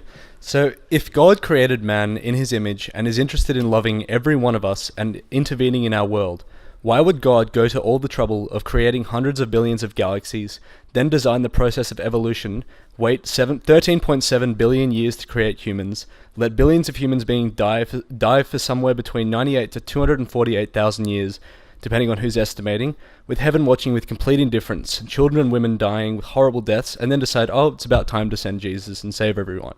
If God is perfect and the most intelligent conceivable being, this seems extremely wasteful and incompetent or merely indifferent. How can you explain this? Is that Hitchens? More or less. I believe that was from one of Christopher Hitchens' works. Okay, so the argument is, why would God allow all this time and allow people to not believe in him? Once again, it's an atheistic argument, so the burden of proof is on those who are an atheist to say God has no compelling reasons to do this. And I can just think of some possible reasons, and that's all I have to come up with. Number one, it could be the case that we are not alone in the universe. Maybe God has created life in many other worlds, and there's far more life that we know of. Maybe God wants to create through the evolutionary process because that unites all of creation together, and it unites the human race together, and God desires to create in this way. And maybe he wants to make a big, grand universe. Maybe a small one wouldn't be befitting for an omnipotent God. Also, humans who've died, this argument also assumes that what if humanity continues for another 1,000 years, or 10,000 years, or 100,000 years, and populates the whole universe, and other civilizations come to know God? Well, then the small number of people on Earth and in prehistoric times who didn't know God would be very, very small. Also, I would say that they probably did know God because God can reveal himself through conscience. He reveals himself through natural intelligence, the awareness that there's the great, fascinating, tremendous mystery of God. Can we hit the black over there, by the way? That would be helpful. So I would say that there's no reason in this argument to show God doesn't exist just because he wants to take a lot of time and create humans in a certain way. He's eternal. He's got all the time in the world. And many people have come to know God, and we don't know there won't be belief for another thousands or tens of thousands of years. And those who died in prehistoric times, they probably did know God. And I would reject the view that monotheism is not ancient. King Akhenaten in Egypt in the 14th century BC promoted monotheism. And the earliest works in Judaism, like the book of Job or Genesis, do speak of a robust monotheism. Well, I didn't say monotheism wasn't ancient. I said that polytheism's older. Animism's too. Monotheism is a relatively late development. As for the actual question, it seems that you're basically talking about the universe being quite inefficient. God could have made it, sped things up a bit, made it not so vast. And that's not a proof against God's existence, but this, again, it is evidence. It works in a probabilistic case. I think there is something there that does go against this all-powerful theistic God, and would either be more expected on naturalism, where you've got basically most of the universe is hostile to life, and hey, here's this little pocket we can exist in, or it better fits, again, these alternative isms, these alternative supernaturalisms, like an indifferent God, a deistic God, etc. So there is something there. It's not a proof against God, but it does work in a probabilistic case against the theistic God. Thank you. Can we have a question for Raphael? Okay, so I'm certainly not proposing some kind of like democracy of truth, but I'd like to know how you would explain the lack of public intellectuals, prominent people who would identify as deist. It seems to be an extremely marginal belief, superficially sort of quite convincing, but it doesn't seem to have much of a presence on the intellectual landscape. I wonder how you explain that as a philosopher of religion. Are you asking me why there's not many prominent theists? Deists. I think the problem with deism is that it works largely as a stepping stone. I myself was a deist. I have an interesting spiritual history, and I kept trying to cling to the faith. Every time I thought, oh, this is one more reason to not accept Christianity anymore, I kept clinging to some sort of belief, and I ended up at deism, and I thought, okay, so deism makes sense because now we don't have to believe in the miracles and such, which are very hard to argue for, but I can still believe in God as the fine-tuner and creator of the universe, and then eventually see, you know what, I don't even have the evidence for that God. There's really no accountability with a deistic God. I might as well just admit it. I'm an agnostic. So, but there are deists out there. I personally don't know any deists. I don't think that matters so much in philosophy of religion, because we're focusing on different God concepts and how plausible they may be. We're not really interested in how many people, taking a vote, how many people vote for these ones. I mean, most people today, I think, are theists, maybe half of them. That's going down. Alternative spiritualities are on the up. I think the pantheisms will be dominant one day. And before monotheism was on the scene, it was polytheism. And even the ancient Israelites were polytheistic. We have the evidence that they were henotheistic and then monotheistic. So I'm not sure we can go down that path. You can also say that about Christianity and Islam. I mean, Christianity is the biggest religion now. Does that have any bearing on whether it's true? But Christianity was really small once compared to other faiths, compared to paganisms, and Islam is probably going to overtake Christianity. So we don't really focus, I think, in philosophy of religion on how many people believe a certain concept.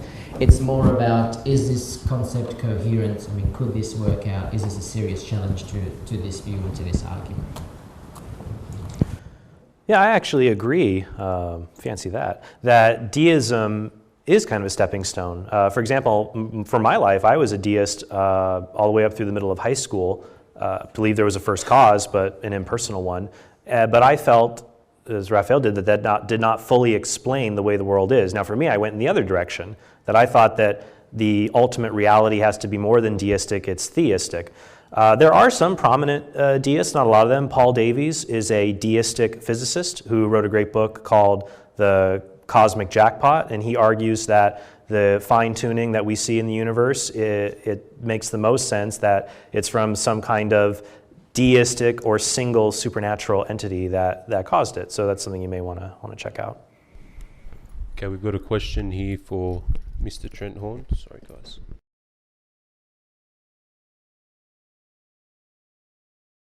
Yeah, hi. You touched on this this idea that the universe or the world was made just so for us. It's been touched on a few times. And even if I was to accept that, and I don't, because most of the universe, most of the Earth, is a very dangerous place. But if I would accept that, and that all the ducks lined up in a row, and it's so improbable we got here, well, just in probability, if you go down the probability distribution and the ball drops and it's got to land somewhere. So why do you have to say, rather than just saying the ball landed somewhere and we are the product of that, how lucky are we? Why do you have to say it must have been God? Well, I would say that I would agree with you. Many parts of the universe and Earth are hostile. I was given fair warning before coming to this country. Watch out for things that slither and creep around. They might be your last days. But the fine-tuning argument doesn't say the universe is the optimal place for design. It just says that it is fantastically more likely. And I was using odds of double, exponents 1 in 10 to the 120th power, odds that are worse than finding random atoms in the universe.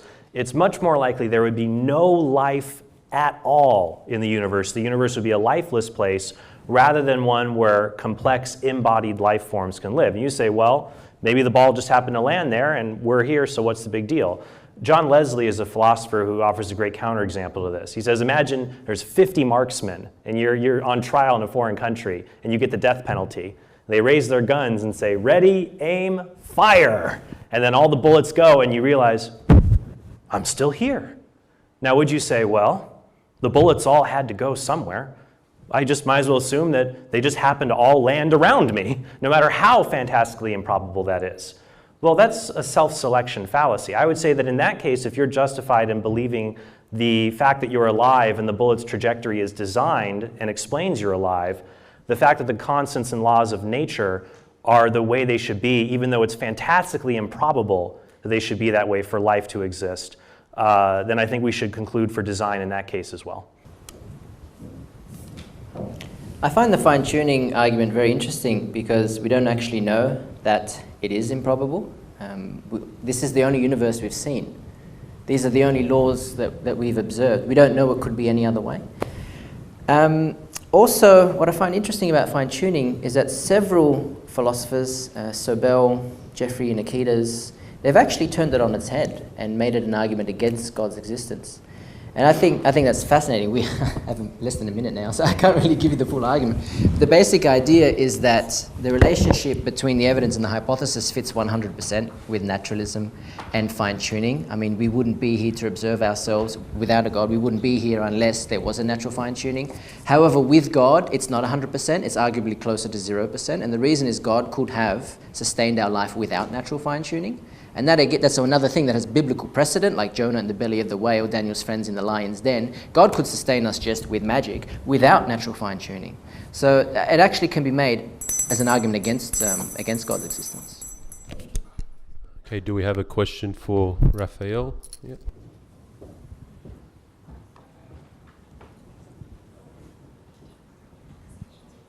Raphael, you stood there at the beginning and said, "If God revealed himself to me, I may believe." Is it possible, or is it probable, at any level, that perhaps God has revealed himself to maybe a vessel that is completely closed to that revelation? Would that be a probability? It would be hard for me to say that would be impossible. I work with probabilities. But as I indicated before, I think no matter what it would take, God would know, God would have the knowledge, if God's all-knowing, all-powerful, etc. God would have the knowledge to be able to figure out what it would take to convince me. And God would have the power to do so, and because God is supposed to be all-loving, God would want to do that. So that's what disturbs me about that argument, is that nothing could stop God from doing that. And it wouldn't infringe on my free will if God did make that obvious to me, because I could still choose not to follow God. But I'm not like that. You might have to take my word for it. Kind of doesn't matter, because you've got an omni-being anyway that should be able to convince me either way. But I'm being very honest with that. I have no problem with religion and God and Christianity. If God revealed himself to me, I would accept it. I would follow God. I don't think there's much more I can say about that. I'm completely open to it. My only crime would be if I don't accept God. It's that I wasn't convinced of it. That's my crime. If I end up in hell, it's a possibility.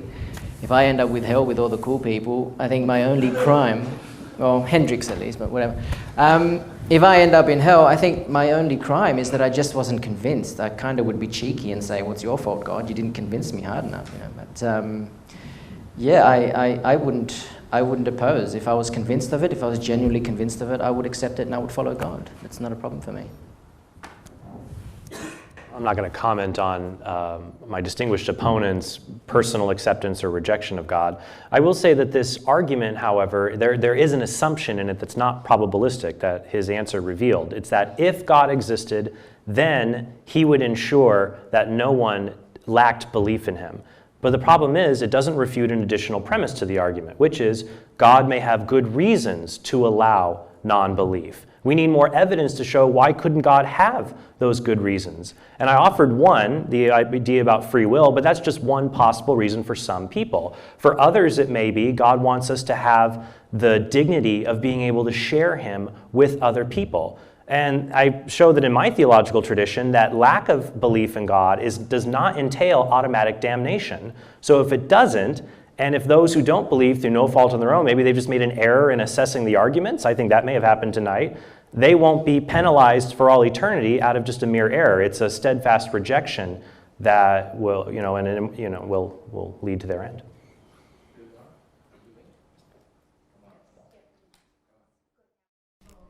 A question for... Yeah, so it's a question for it's a question for Horn, Mr. Trent Horn. Anyone who hasn't asked a question would like to ask one? Yeah? If you just want to come down. Thank you.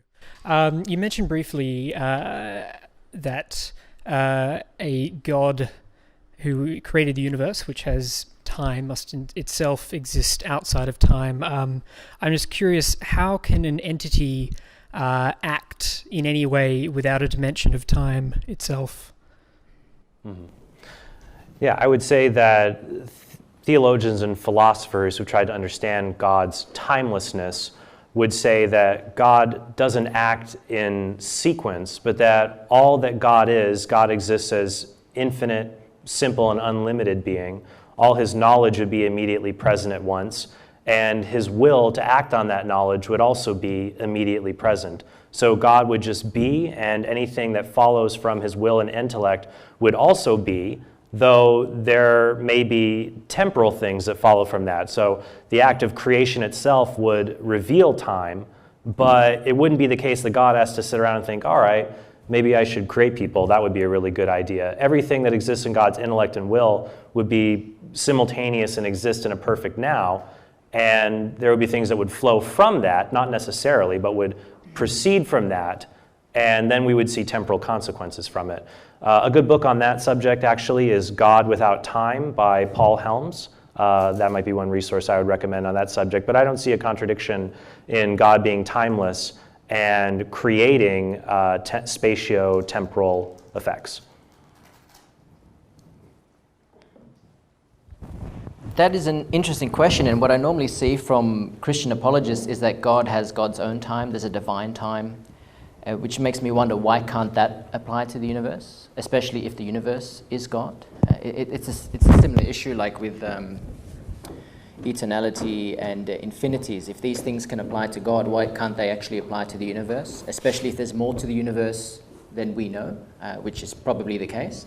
One of these things with time also, quite popular, is that our view of time is shaped by our localized universe. That's what we usually talk about when we're talking about time, and we don't know that that's all there is. I mean, most cosmologists think there's a lot more out there, and time there could be very different. There's many unknowns here, so it makes it very difficult to actually say anything here with certainty, and that, of course, doesn't really work well for theists, but for agnostics, it suits fine. I don't have a problem with those uncertainties. I embrace the uncertainty. Do we have time for more questions? I thought that was a pun. Sorry. Do we have a question for Raphael? I just wanted to ask, you spoke before about how if you were convinced that a God would exist, you would accept that and then follow him. I'm just wondering, could you justify that? By following him, would you also mean worship him? Like, do you believe, like the actions of the Old Testament, the genocide, the murder, that's all justified and you would worship him and accept him as a perfect loving God, or would you just accept the fact that he exists? That's a great question. It depends on, I mean, depending on which God actually revealed itself to me. If I was convinced of it, I think I would have to be consistent and follow that God, for better or for worse, and I'm honest about that. Abraham was tested in a really horrible way, and you can say Abraham was either insane, I mean, plenty of scholars think Abraham didn't even exist, but assuming he existed, was Abraham insane to try and kill his son because God told him? It's consistent with his worldview. He thought God existed. He thought God was his friend. God told him to do that. He has to listen to God. He was about to kill his son. And I think I would think similarly. If I was really convinced that God exists, I would basically have to do whatever that guy said. So it's maybe a good thing I don't believe that God exists. I guess the way that I would respond to the question, that if God existed because he's perfect goodness itself, he would not, out of necessity, he would not command us to do intrinsically evil things. Now, the sacrifice of Abraham and Isaac goes beyond what I can get into here. I have a book that deals with that and the other stuff, hard stuff in the Bible called Hard Sayings, which you can always pick up, shameless plug. But I would say that even there, that Abraham, the author of the book of Hebrews, said that Abraham did this, he knew that God had made a promise, and God can never break his promises, that Isaac would be his descendant and his seed would flow through Isaac, and believed that even if God commanded him to kill Isaac, God could raise Isaac back from the dead, because Abraham knew God would not go back on his promise. I will say, though, rejecting God just because, well, it could lead to this, bad consequences, any ethical or moral view where you ground something in reason or an ethical standard could lead to something repugnant. It doesn't follow that the view is incorrect. You have to look at the evidence for and against it.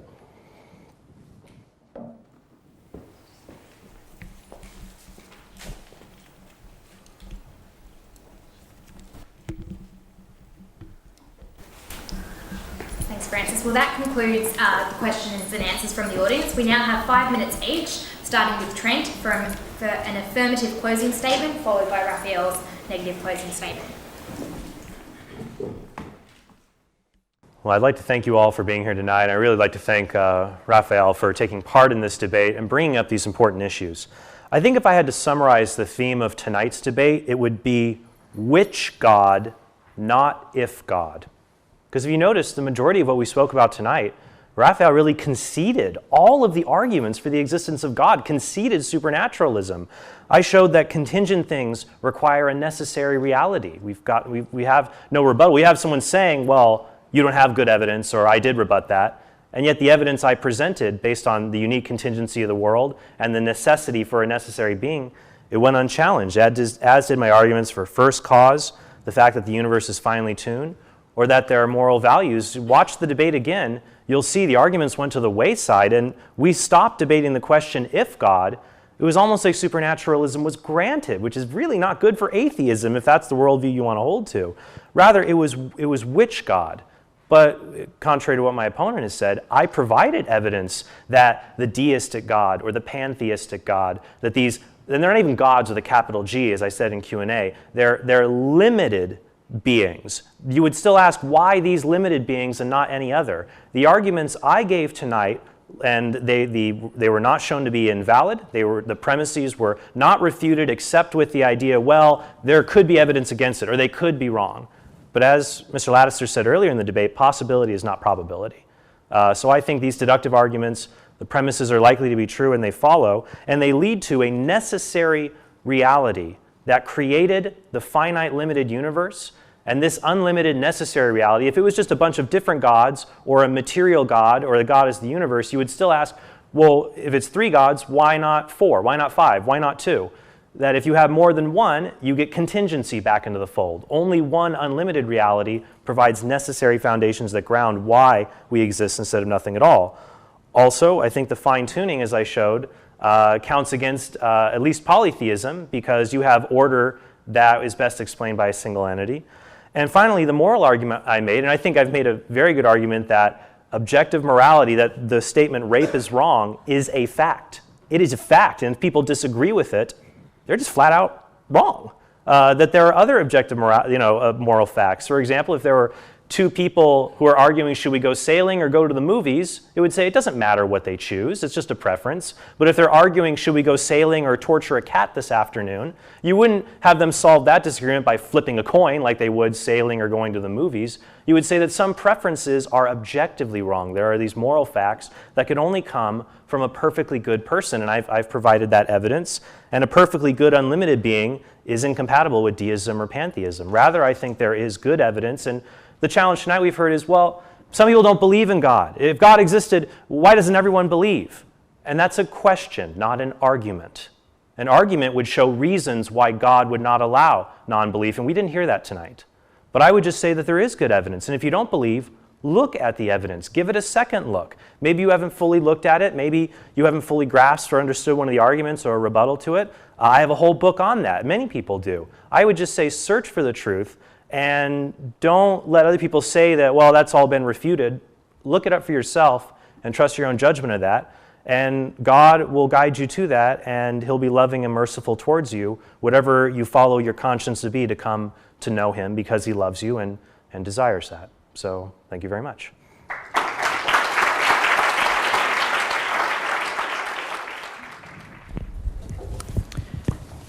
Okay, my primary aim was to not only reveal inadequacies with Trent's deductive case, which I did very briefly, but to focus on the alternatives as well.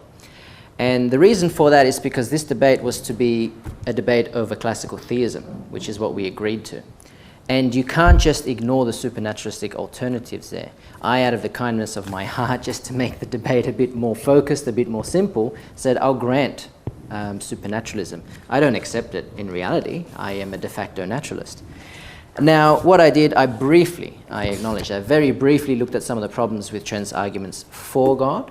I noted the most important thing is that they're not actually arguments for theism. We're talking about capital G-O-D. It's actually arguments for supernaturalism, because other isms, other supernaturalisms can still work on that evidence.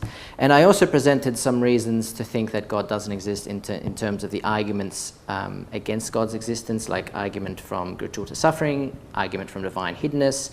These don't prove that God doesn't exist, but they work in a probabilistic framework of showing that the evidence is more consistent with there being no God or there being a different kind of God. And that, of course, leads us back into the alternative supernaturalisms again. We haven't really seen anything from Trent why we should ignore all these. He just said then about deism, that deism's not unlimited, and I think, okay, well, that's actually true, but so is theism. Theism's not unlimited either. I don't see why you'd see a difference there with deism and theism. The only real difference with the deisms and the quasi-deisms is that God is not a revelatory being, or that God is not a revelatory being towards humankind. So there's nothing there that says actually theism is simpler than the deisms and the quasi-deisms. So there was nothing there to deal with that subset of alternative monotheisms. As for pantheism not being limited and theism apparently not being unlimited, and theism actually is unlimited, I find that astounding, because I work with the ontological argument, which says that God is this omni-being, and so that actually leads me towards pantheism. I don't think the ontological arguments work, by the way, but if they do work, they lead to pantheism, I would argue, because these are the greater God concepts. This is a God that truly is not limited. Unlike the God of theism, the God of pantheism, or the gods of pantheism, are not actually limited by the nothing, by the creation. Just everything that is God. So to me, I think that is actually the greater God, the unlimited God. Also, there was a lot of talk about atheism, that I had to justify atheism. What is atheism? I gave my definition of atheism. Atheism simply means not theism. And we were here to discuss theism. So atheism could mean just anything that's not that, or it could mean atheism in the sense of belief in no gods whatsoever. Atheism doesn't mean that you know that God doesn't exist. I didn't have to demonstrate that at all, and yet I still presented a case for the case for theism being poor. I think that's it, basically. I'm trying to move the discussion away from naturalism and supernaturalism, partly, I think, to make it more interesting. I don't think that is a battle that the supernaturalists have won, but I think moving on from that, it is very interesting. If we're looking at research that's novel, it's very interesting to look at how theism struggles against the alternative supernaturalisms. When you argue for supernaturalism, you don't automatically get to theism. There's all these other alternatives that you have to factor in, and you really have to do that. Unless you can rule them out deductively, you have to factor that into a probabilistic analysis. And some Christian philosophers do this. We didn't see Trent do it, but some do this to an extent, not what I'm talking about, but they do realize you need to actually argue probabilistically. And I think that's all for me tonight. I thank you all for coming. I thank Trent for coming as well. I think that's been at least my best debate, the best opponent I've been up against. So yeah, I think it's a relatively decent case for theism, and I think I've presented a good case for not theism, not for atheism. All right, so I think that's it. Thank you very much for coming, and happy to have a chat afterwards as well. Thank you very much.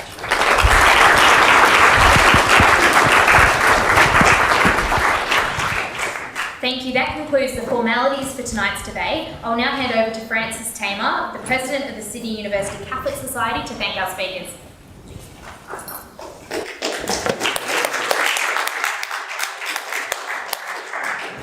Thank you everyone for coming tonight. We'd like to thank Trent Horn and Parousia Media for organising the Trent Horn tour. Trent has been going across universities and parishes doing talks on pro-life issues, on the existence of God. I think the tour is love, life and family, and marriage. hence family. So, so if we could all just thank Trent and Parousia Media.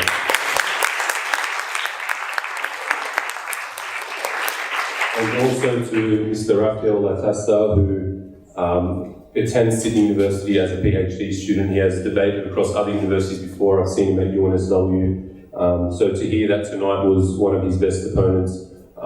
It shows the quality of the speakers here tonight. Thank you.